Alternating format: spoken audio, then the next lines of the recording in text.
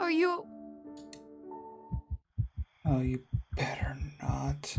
Please do not make me feel bad for Luke if you Hello, this is your artistic weeb friend Dylan here. Welcome back to The Letter. And I believe we're starting asshole Luke's story side. To say that I'm scared of what's happening is a gross understatement. Triple of any sort is the last thing I want to get home to after a long day of work and a trip to the bar. And when I see Hannah near prostrate, I can only feel dread. She twitches and seizes, her body wound and cold tight before thrashing, shuddering, and shaking. Like a woman possessed, her mouth falls open and her eyes roll to the back of her head. As the hallmark signs of a seizure, the symptoms are similar enough. And that knowledge, the fact that I know this only makes me feel worse. Any anger I had caused by our disagreement on parting ways, no matter how temporary she claimed it to be, disappeared. The alcohol-induced days that I felt was brushed aside as I ran to help her. None of them mattered at the moment. Oh, this is where we start with his story.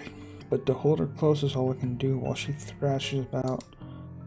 I know this is wrong, but I'm not supposed to hold her down, yet I do it out of instinct, reflex even. I'm terrified of hurting her, but I see no other way to keep Hannah from hurting herself. It takes a lot to keep myself running off to get help when she needs me here. And it takes everything I have to keep myself intact. When she says my name, I realize that the seizures have stopped, but that doesn't make the dread go away. Please. What happened here? Who did this to you? I don't know. I'm so sorry. The sight of her tear-streaked face as Nip twists the knife in. It does not help that I've as lost as she is right now, and all I can say is... Shh, it's all right. You're safe now, Hannah. You're safe now. It takes a bit to go through the house with my inebriated self. It's even made worse by the fact that I had to carry a nearly unconscious person as well. I was about to give up too until Shrokin shows up to lighten the load. He quietly takes her from me without question and brings her up to the bedroom. And me, well, I couldn't bring myself to follow. Not right now, is what. Not while I'm drunk and rattled by what had transpired. It's a miracle I was able to help at all. So here I am, sulking in a parlor chair with a glass of wine in hand. I can't even remember what particular vintage it is, and I practically do not care right now. Because when you're already drunk and still have problems, even more alcohol should help. Of course, the butler chooses now to appear and be unhelpful. You know what actually solves all problems? Death. But it is not recommended. Alcohol isn't a true solution either. It's worked well enough for me. I like to believe that I get my best ideas while I'm thoroughly hammered, not everyone might agree, but they can't really do anything about it, can they? With a fuck ton of money comes great power, sometimes responsibility. And with that responsibility comes a lot of reasons to get drunk. And of course, I can just tell the responsibility to sod off if I was reckless. And Christ, I must be really drunk if I'm thinking in circles. I just need something to focus on and I should be How fine. is she? Is she alright? God, the drunk.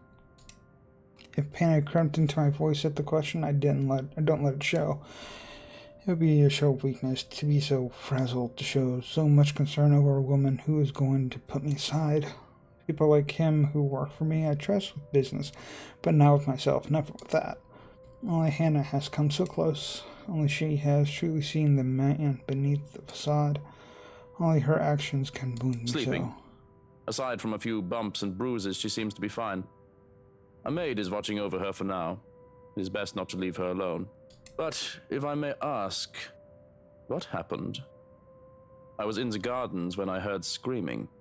Did you? No, it wasn't me. I mean, I don't blame him for immediately thinking that. I'm too quick to be on the defensive. I may be capable of a lot of horrible things, but I would never harm her of all people, no matter how angry I might become. I would never lay a hand on her to hurt her. I didn't do anything. I wouldn't do anything like that. I don't even have a reason to. You don't consider her wanting to be a part as reason? It isn't. Well, it is. I don't want to talk about it right now. But what happens was I got home. She was seasoned in the kitchens. Is she ill? Not that kind of doctor. But I've already scheduled your physician for a house call tomorrow morning. We'll still have to monitor her as soon as she wakes up, and... Oh god, things are coming back to me. I need a drink. Really? You're still drinking? I mean, you've worked for him for how long, and you don't... Why, yes, it seems to be the bloody best time to be drinking. I'm allowed, aren't I? After all, I've just found my wife having a seizure, and I shouldn't give two shits about it. Not when she's about to leave me. But I do. Goodness, I do. Big generous gulp just makes it so that the taste of cherries and raspberries and strawberries wash over my tongue. The thing too sweet considering its deceptively earthy aroma of... Oh, okay. Can I say this right? Okay. Velna's vineyard, seasoned red, isn't really something to scoff at. I've had many good memories with this particular drink. This particular bottle, in fact, was a gift. It served the purpose of Lady Blairnut that had given it to me for to forget. All the same, whether I took this bottle or a Pinot Noir is just the means to an end. I'll probably have to finish the whole bottle to get drunker than I already am. But no, she doesn't need to be taken care of. If she wants her time apart, she'll have it. It'll break my heart just to let her go, but she deserves this much, doesn't she? We both deserve this much. She's had her uses. She's done a lot for me in these 7 years we've been together. I pursued her at first for the money. It was supposed to be strictly business. There might have been time too when I considered taking her out of the picture so that I can do with the money as I pleased. I had planned to manipulate her, and I feel horrible thinking about it. But this game better not make me feel bad for Luke. Please don't make me feel bad for Luke. Okay. But along the way, I had changed differently for her. Perhaps my father would scoff, tell me I've gotten soft. Maybe I have. Doesn't matter. 7 long years. It had its ups and downs, and certainly hasn't been a perfect marriage. We had our fights. Who hasn't? But those small moments where we could just laugh and be happy, our happy selves were always magical. They made all these years worth it. And I had seen many more years to come. So where did I go wrong? I've loved only 2 women in my life. Mother dear, bless her soul, and Hannah, who had been my sunshine for so long. Losing her, I fear that I might become more like my father. Had Damien Wright stayed with Mother or any of the other numerous women he's had child with, would he have been less of an embittered shell of a man? Would having a darling love in his life made him a better person? Perhaps it is a bias of me to doubt so I don't think I can ever see the old man in a favorable light. I'm just surprised that you're not afraid. She might be leaving with delicate information. Oh, she might know something. But if she hasn't done anything with the knowledge for this long, I don't think she would do anything now. If she had even an inkling of what I've done, what I'm capable of, she'll know it's not a good idea. Hannah's a smart woman. Smart, kind, hardworking, generous, loyal. I can go on and wax poetic about her if I had any talent with stuff. Why don't you sit down and have a drink with me? Don't worry, it's not poisoned or anything. Lonely? Oh, I suppose there's no harm. With a shake of my head, I procure another glass and pour some of the red wine. Watching the red liquid is fascinating all on its own with the muddled brain that I barely noticed sloshing some bits and staining my suit. It'll be an utter bugger to clean, so I'm glad that it isn't my problem. Handing it over, I can't help but look up at the ceiling and let out a sigh. My eyes damp, glaze over, though I won't let it go further than that. Raising my own glass for a toast, I clear my throat. We drink to... Do we really need a reason to? The world is messed up. War, terrorism, famine, poverty, loved ones and love lost. The world is a cesspool. Might as well be drunk if we're going to drown in it. A bit less eloquent than your usual speeches, but zum Wohl. A sip, a gulp, refill. Rinse and repeat until the bottle of Velna had barely a fifth left. I must have drunk most of it because I barely see Shrunken taking a sip after his first glass. It suddenly feels that way. I don't even think I can stand up, let alone walk. I'm all legless. My mind just feels so funny and everything else is equally hilarious. Bloody hell, I think I can make out faces of a bald man on the wallpapers with the butler also standing up. He looks like a skyscraper from where I'm seated. Jesus Christ, I have Sasquatch as a butler. I have a great alcohol tolerance, so this, seeing how I'm a giggling wreck right now, is, I assume, really bad. If there is any sober part left of me, I'd probably shrivel up and die just thinking of all the hangover that'll come in the morning. But I can't get distracted. But I can't help but get distracted at the sight of the moonlight peeking through the curtain, shiny and shimmery and all absolutely splendid. Even if the night brought calm, it is the moon that's always enamored me, so it is a second sun, but just as beautiful as my sunshine. I want to go out and look at the moon. Mommy, I can't feel my legs. Mutter, I am not. Don't tell me I have to carry you upstairs to bed. I didn't even do nothing. I did my best to behave decent. Whiskey and Mint are just good friends, that's all. And that Rochelle woman's baby isn't mine. I swear, I couldn't love any other woman than Hannah. Hannah must be so tired. I'm a brat, aren't I? She said as such. I don't want Hannah to leave me, Joe. Oh God, she's the love of my life, you know? I'm a shy human being without her. I should... Flowers. Lots and lots of flowers. All of the flowers. Enough to make the Queen's Gardens look like a fucking dumpster fire in comparison. All well and good, but you are not achieving any of that while you are lying on the carpet. Now, if you can lift your skinny ass and work with me. 1, 2, 3. But I don't want to go to bed. The moon is so pretty tonight. I should just let you sleep on the ground, Bratwurst. So we're starting on October 29th. Tomorrow and tomorrow and tomorrow creeps in this petty face from day to day. Young Luke? Come on, Mummy, wake up. I want to be in that play. Mummy, wake up. You promised that you'd help me practice my lines today. The auditions are tomorrow, so I have to practice. The last syllables of recorded time, and all our yesterdays have lighted fools. The way to Dusty. Mummy, are you... Oh, you better not. Please do not make me feel bad for Luke, if you fucking dare. I choke back a scream and wake up in a cold sweat with my heart pounding in my ears. It takes a whole while to remember where I am. In the dark and cold room, one can't fault me for feeling ill at ease. It isn't as bright as the penthouse, and the renovations did little to change how old it feels.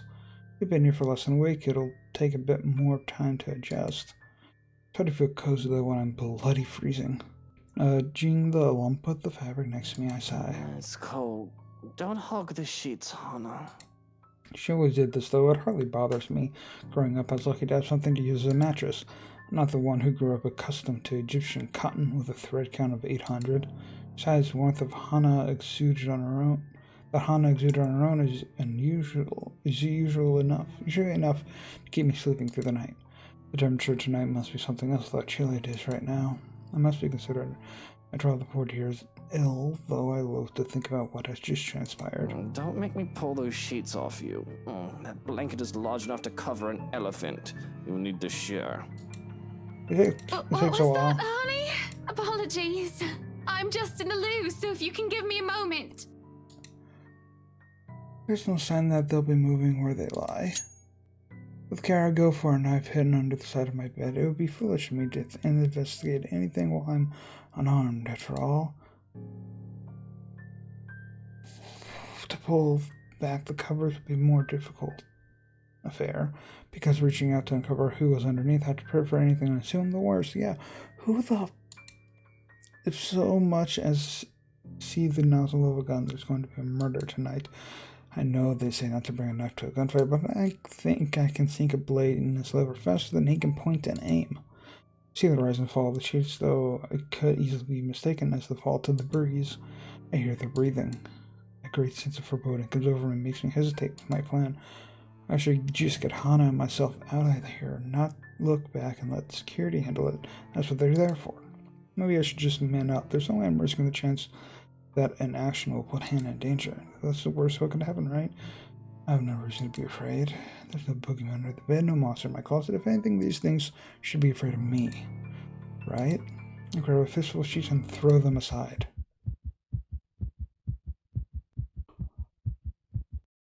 Oh, I saw that. Oh, nothing. Nothing but a bunch of pillows stare back at me. I'll say my imagination would rather not think I'm going mad.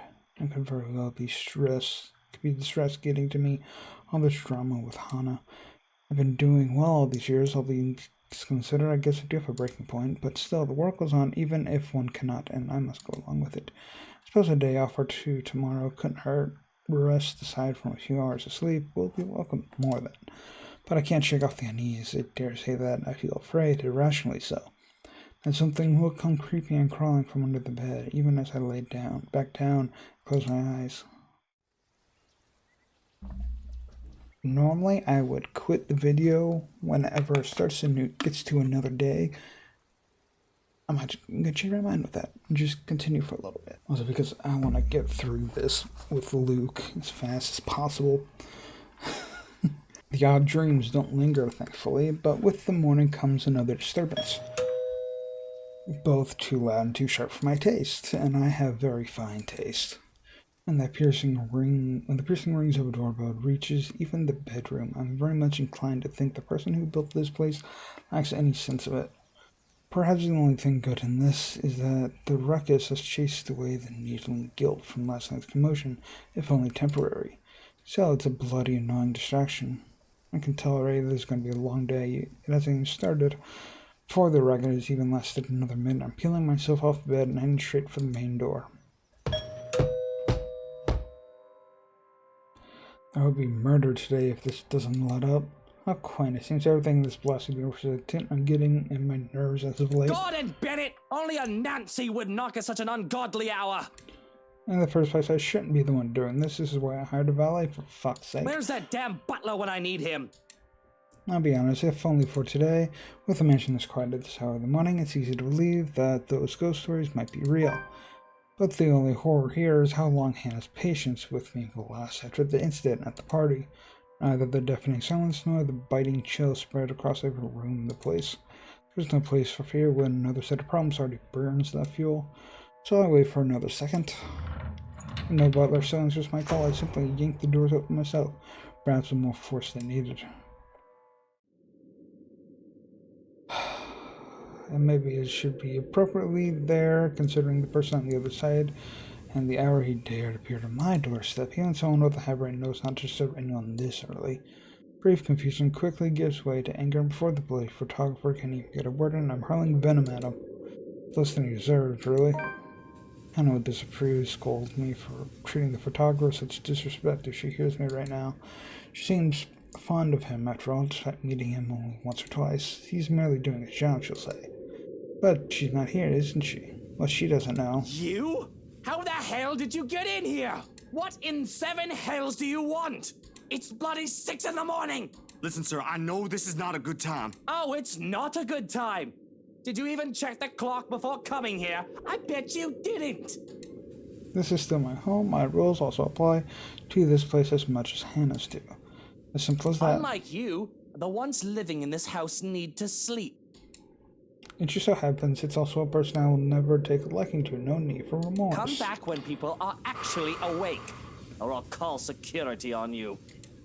He continues shouting even as I slam the door in his face. Some nonsense about the news lately, though I don't understand most of it. However, with the closed doors muffling the better part of it, with no ears to listen, his tirade doesn't last long. Eventually he leaves and silence once again fills the room as it should. He nods that maybe I should also call for psychiatric services. He certainly sounds mental just screaming like that. A suspicious man like him left roaming the immediate grounds. Nothing good can come of it. But if this person will indeed bring a problem, a sign of bad things to come, I'll probably know soon enough. Worst comes to worst, Strickland will take care of it if need be. It's what I'm paying him for. In the meantime, the bigger problem at hand, a hangover. Okay, just try to get away from Zach so we can I don't want to deal with you talking about Zach like that. I don't want to have to talk about Zach like that through your inner monologue bullshit. Maybe I'll have absinthe to temper it, dog hairs, or some wine to help me get back to sleep. It's so early, one glass won't hurt, or two. I don't guess I need to think wherever that will lead me to. It's nothing. Everything leads to nothing, except for this pounding headache, as if my mind will burst at any time and lead out of my ears. My vision swims in and out of view. My stomach threatens rebellion, with plans of making me throw up what remains of the food I've taken last night. With how my mouth feels, glistening as filled with cotton, one would think that the fact that I'm hungover would make me the grumpiest person in the room. But as soon as Strucken knocks and enters the room, the thoughts go right out of the window, and I can only follow when he gestures towards the hallway. I have questioned as to why he would bother me at this hour in the morning, but going by the grimmer or the grimmer than usual air about him, he must be something serious. Is this when... Okay. Please don't tell me this is when Zach did the thing. The man stands there as relaxed and cool as can be, but his eyes hold an intensity that promises nothing but trouble. I do hope I wasn't interrupting anything. Well, I have plans. Sleeping in is one of them, too. But apparently, the world conspires against me. What do you want? If you wish to sleep so badly, feel free to tuck yourself back in bed. I thought you ought to know that we've had an intruder. God damn it. Sue me if that doesn't pique my curiosity. Intruders, thieves who would dare set foot into my house to try and rob me, were rare. If they had any form of experience, they'd have an idea not to mess with the rights, no matter how tempting our riches may be. But that did not mean attempted robberies did not happen. That was strange, but this one is the fact that Strucken thought it was important to bring to my attention. I have time to deal with pests because I don't really care how they take care of it, so... This needs my attention, why? Are they any danger? Actually, I think I'll let you be the judge of that. He's down in the parlor. Come on. Just got away from... I glanced at the bedroom door, hoping to goodness that Hannah will remain fast asleep before following him downstairs. Through the foyer, into the parlor where the familiar man sits unconscious, tied up to one of the chairs. I thought I heard something scurrying around. As it turns out, it's a giant rat. And one that had pretended to be a harmless mouse, too. And he's still alive, isn't he? Well, alive. I just noticed the letter. Have I never noticed the letter was in this notebook the whole time?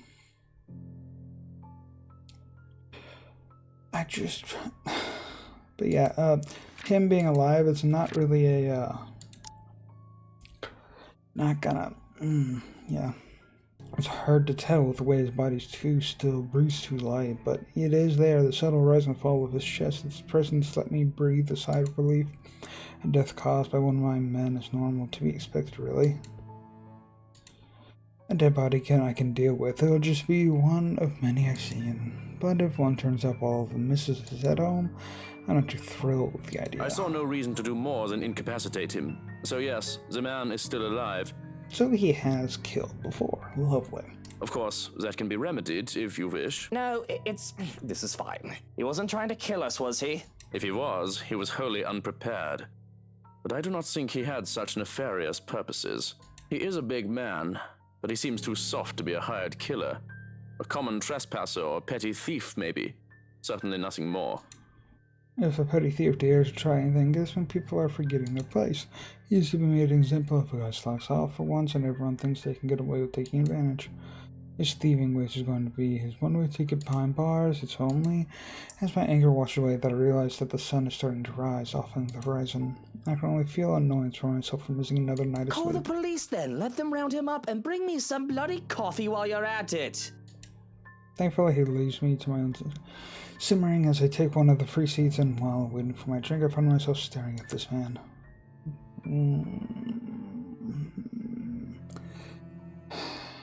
And it as always does when in such a situation, the power I wield hits me like an unnatural high. something else when I can hold a man's life in my hand without resorting to murder. A person is as good as incarcerated the moment I send them Harvey's way. And this makes me wonder if I can make the luxury living grovel beg for my forgiveness because of the crime committed against me by one of their staff. Deep in my thoughts, stuck in this power trip that rushes through me, I barely notice we have company until Stricken puts a cup of coffee in my hands. Officer Carl and his colleague are here to collect. They'll want your statement. And as he says, there are 2 officers by the door, though I can't even bother to spare them the slightest glance before looking back at the unconscious Gallowog. If they need my statement, I'll give it to their chief. I'm due a visit to a good friend anyway. After my coffee and a bit of breakfast, of course. One Sunday, I'm breaking my fast, and after a cool shower, I call for Stroken to drive me to the police station so that I can give my statement. Through it all, Hannah still slumbers, still sleeping off whatever illness has taken her. The ride to the precinct is quite a affair. I'm in no mood for idle chatter with what sleep I've had. Not everything is smooth sailing over as soon as I arrive in the precinct, but as they say, a smooth sea never made a skilled sailor. It would be more suspicious if everything had gone on without ruckus, and it would be more boring too, because who doesn't love a good fight and a bit of drama? There's nothing quite like beating your opponent down and making them learn who's the boss. If life just slumped over, and there would be no point in even trying, but I would be much happier the troubles life threw at me didn't include ruining my suit. Oh, right. Isabella threw the water. I think it was water, right? Life in this case is that a state agent Lily who had the audacity to throw water at me. You bloody... It's been a pleasure doing business with you, sir. Who even does that? Someone who's pissed that you... Okay. Just the third world country woman who's gotten too big for her britches, that's you. This is a... Okay, Joy. This is a Citan X5, and this whole ensemble cost me £40,000. I could charge her for water damage to the tie alone and have her begging down on her knees for my forgiveness. That little girl really now. If I hadn't heard that the company she works for was closing, I'd talk to her manager and have her fired. A graceful exit to into the police's chief's room was all I could muster in the face of such an insult. My mood is further soured by the fact that I can see the rest of the precinct from here. At the very least, Johannes is making himself useful and standing outside the door to make sure no one enters unannounced. Now here I am dabbling a handkerchief at my wetsuit to no avail. It had to be given to one of the maids to clean as soon as I get home. This is just horrible. The interlining is one to pucker and pull. Ugh. But at least it's not wine, I suppose. I'm so sorry about what happened out there, mate. But you know how it is with these officers. All testosterone and ranking. Well, you need to learn how to keep your men in line better, mate. But I didn't come here to talk about these hot-headed daft villains. They could be dead from the neck up for all I care. He has a propensity to forget one tiny detail. I own him. Of fucking course. Of course you... No wonder the case with Luke Wright never gets solved. I want to seethe and rage, remind him exactly who the boss here is. I very well can, thanks to the wonders of soundproofing. But the stressed and nervous expression on his face stops me from giving him a tongue lashing. It would really do me no good to be at odds with me when he does prove to be a useful ally from time to time. So I listen when he speaks, focusing on the smell of coffees and cigarettes that fill the room in order to curb my tongue. For now. But boy, when you let a man like Harvey Lee speak, he speaks a lot. Look, all I'm asking is that you be a bit patient with them.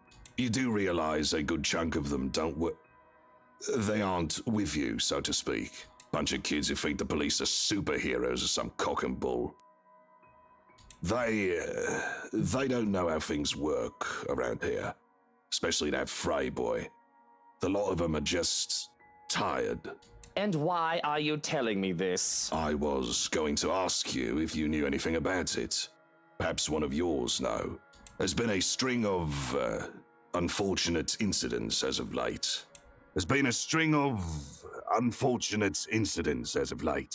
Just recently, some bloke named Christian C was acting all nuts. It repeated the line from... Okay. So yeah, some glitches still in the game. Off his rocker, that man.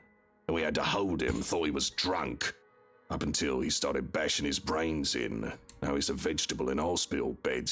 Another time, some Mark Julius was reported missing.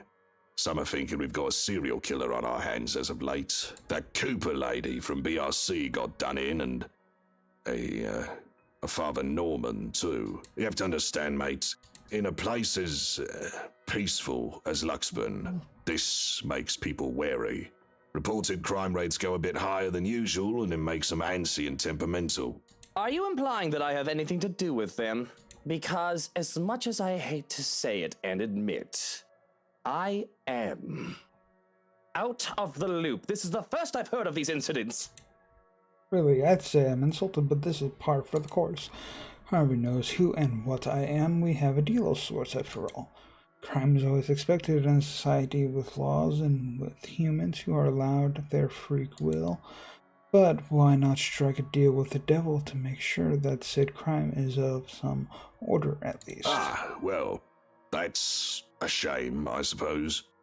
Figured if we could get any leads, it'd be from you. Can't stop the scoff that leaves me. Can these police officers really be so incompetent? The chief of the damn police force seems to find it amusing, however, because as far as I can see, whether he believes or not, he gets it easy and on a little deal. He just has to sit back and relax, let me do my thing, not turn against me while he gets to live a comfy life. But perhaps that's why I haven't killed him off yet. His predecessor to the position wasn't so agreeable. You know, someday I'll stop turning in my own men when they piss me off. And what will you do then? You and your men will all be lost without me. I'll just hope that when the time comes, I'll already be all wrinkly and retired then. It's a play of his, it always is, to act all casual and chuckling at everything like it doesn't faze him.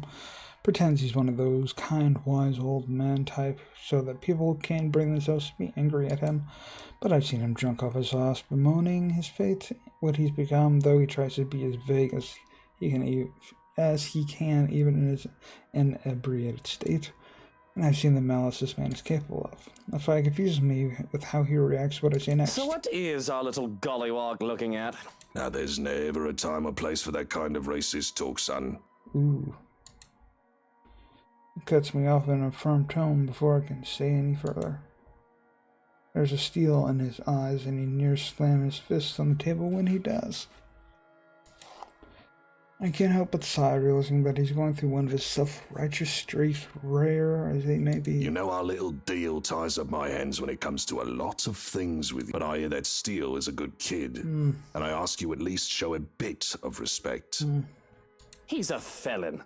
I think I'm entitled to call him what I please. I don't owe him any respect at all.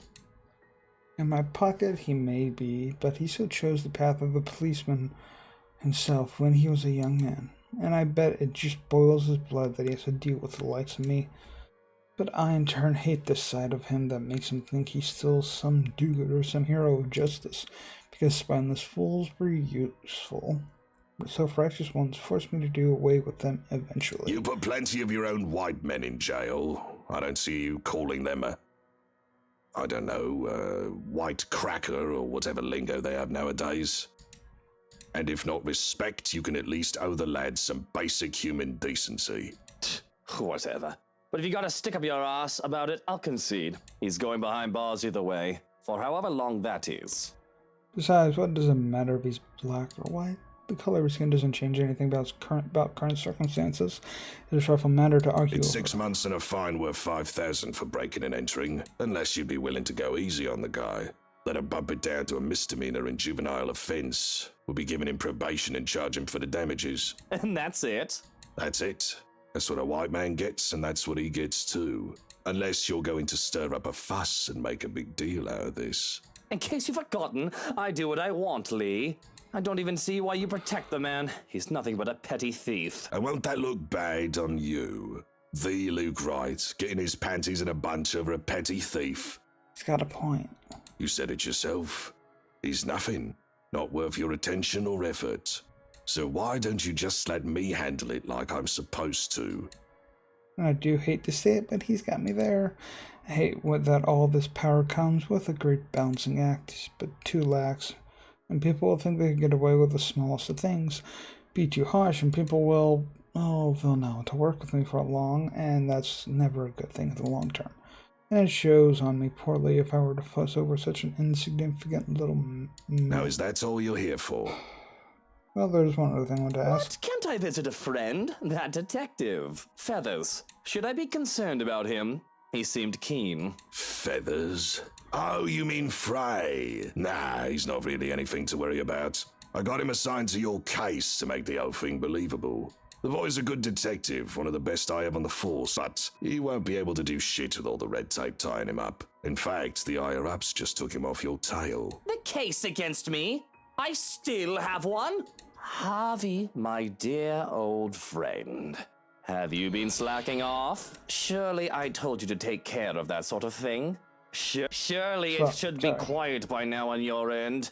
They shouldn't be assigning anything to what's supposed to be a cold case. I doubt you've got anything to really worry about unless you go out there and announce the shit you've done. They don't want to accuse the most powerful man in Luxburn without being 100% sure about things, of course. The way he goes about But it it's so because of nonchalantly. that company problem Suarez has been talking about. Can't believe that's still a thing. You think the geek would have figured it out by now? He's supposed to be a computer genius. Don't go blaming me for it. He's the one slacking off if you ask me. Don't you be pointing fingers my way. And has Suarez mentioned anything new about that? You'd have to ask him about it. You know I don't understand half the technical computer mumbo-jumbo the guy goes on about. It's like the guy speaks a whole other language. Which, technically he does, but you know what I mean. Yes, I suppose you have a point. Very well, if you haven't got anything else useful for me, I might as well head home. Get some bloody peace and quiet. I could have some tea, maybe with some whiskey and a nap, and I'll be right as rain. At least one of us should get some good R&R, because it looks like Harvey isn't going to get any. Now with the commotions started up outside the room, from the inside into the office, we can both clearly see something. Oh, yeah. Opening the door lets the din of the place flood in with officers going about and phones ringing up Looks the like song. the children are in need of their minder, Harvey. Whatever could this be? What in blazes is going on here? What's that fucking fire? There's been a jumper, Chief. And it is utter madness as callers ring in all about it. A jumper in Luxburn. If I weren't so tired, I'd given it more interest. Besides, going by what the officers on the phones are saying, it's probably far too late for the poor soul. They've already gone splat, and all the lines are clogged with the distressed and the busybodies. It's not every day you hear about such things in the city. Or at least it's not every day I hear about a jumper that I haven't caused. As if on cue, Harvey glances my way with a tight expression on his face. I have to shake my head at him to say, no, this one isn't mine, before I leave him to his pets. We're gonna leave it there, and yeah, we're just gonna leave it here. Hope you enjoyed this video of the letter. If you did, subscribe. Check out other videos I've done. See you next time. Bye bye.